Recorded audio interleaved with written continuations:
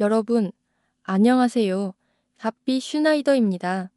오늘은 성경이 말하는 마지막 때, 그 첫 번째 시간으로 여러분과 함께합니다. 주제는 바로, 당신은 예수님의 재림을 준비하고 있나요? 입니다. 우리는 모두 예수님께서 다시 오실 것을 알고 있습니다. 그리고 그 사실을 의식적으로 깨달아야 합니다. 주님이 다시 오실 것을 깨닫는 순간, 우리는 그분을 더 닮아가게 됩니다. 예수님을 더 닮아갈수록 그분과의 교제는 더욱 깊어지죠. 이처럼 주님과의 친밀한 교제를 누리는 것은 매우 중요합니다.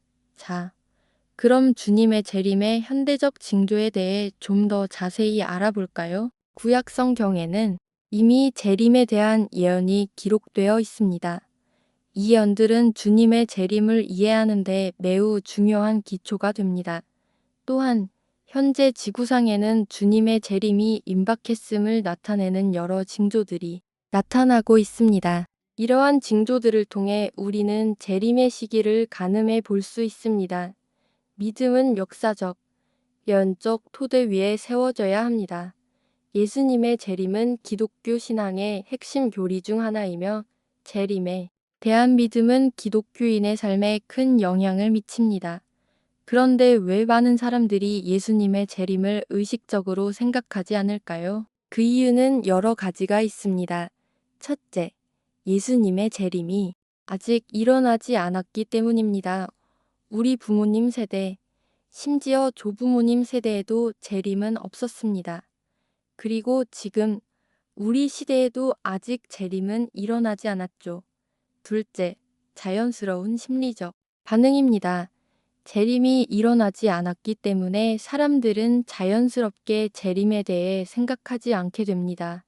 재림에 대한 소식을 접하지 못했거나 혹 접했더라도 기대하지 않는 경우가 많죠. 하지만 예수님께서는 우리의 현실 속으로 들어오시려 하고 계십니다. 그분은 우리의 삶에 역사하시고 개입하시기를 원하시죠. 기독교는 위대한 고백의 종교입니다. 우리의 신앙은 고백을 통해 성장합니다. 입술로 시인하는 것이 매우 중요하죠. 우리의 신앙은 고백의 수준을 넘어설 수 없습니다. 적극적으로 믿음을 고백해야 합니다. 특히 개인적인 고백이 중요합니다. 예수님께서 나를 위해 다시 오신다 라고 고백하십시오. 이 고백을 통해 믿음을 굳건히 하십시오.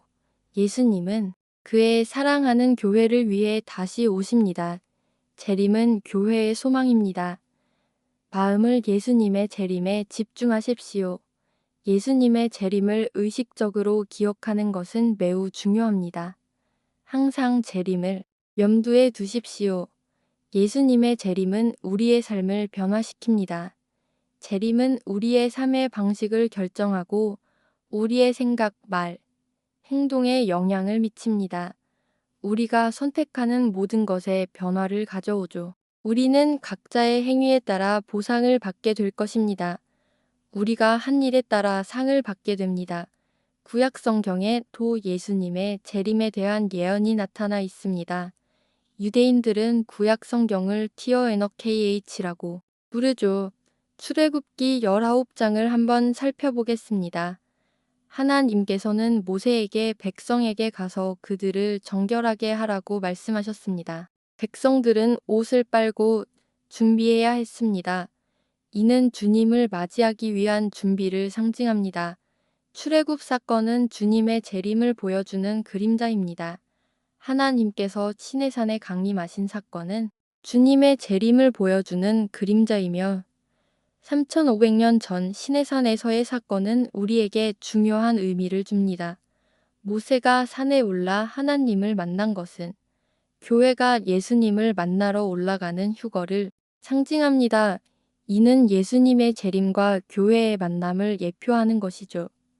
하나님께서는 백성들에게 몸을 씻어 준비하라고 말씀하셨습니다. 재림을 기다리는 우리도 깨끗하게 준비해야 합니다. 그렇다면 예수님의 재림을 위해 우리는 어떻게 준비해야 할까요? 먼저 예수님의 말씀을 받아들임으로써 우리는 깨끗해져야 합니다. 말씀은 우리를 정결하게 하는 힘이 있습니다. 죄를 자백하면 하나님은 우리 죄를 용서하시고 모든 불의에서 깨끗하게 하십니다. 순종은 하나님의 뜻에 따르는 것을 의미하며 하나님과의 교제는 우리를 더욱 깨끗하게 만들어줍니다. 순종과 교제는 재림을 준비하는 데 필수적입니다. 마음을 지키고 준비하는 것이 중요합니다. 이는 지금 우리가 해야 할 일입니다. 구약은 예수님 재림의 그림자입니다. 구약의 사건들은 미래에 일어날 재림을 예표합니다. 우리는 구약의 그림자를 통해 재림의 의미를 되새겨야 합니다. 그리고 예수님께서는 우리에게 이렇게 말씀하셨습니다. 준비하라. 내가 속히 오리라. 내 강림시에 순종하는 자는 복이 있도다. 항상 깨어 준비하고 순종하는 삶을 살아야 합니다. 주님의 말씀에 순종하는 자에게 복이 있습니다.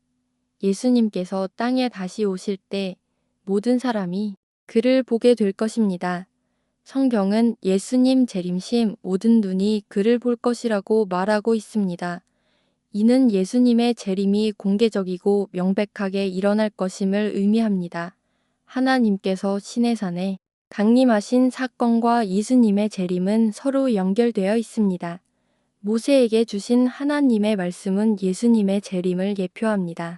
구약의 사건은 신약의 사건을 이해하는 데 도움을 줍니다. 온 땅이 그의 영광을 보게 될 것입니다. 예수님께서는 재림이 번개가 하늘에서 번쩍이는 것과 같다고 말씀하셨습니다. 모든 사람이 동쪽에서 서쪽까지 볼 수 있습니다. 예수 그리스도께서 돌아오시는 번개는 온 세상을 휩쓸 것입니다. 출애굽기의 징조들을 기억하십시오.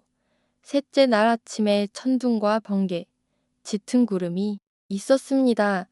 이는 예수님의 재림의 징조와 관련이 있습니다.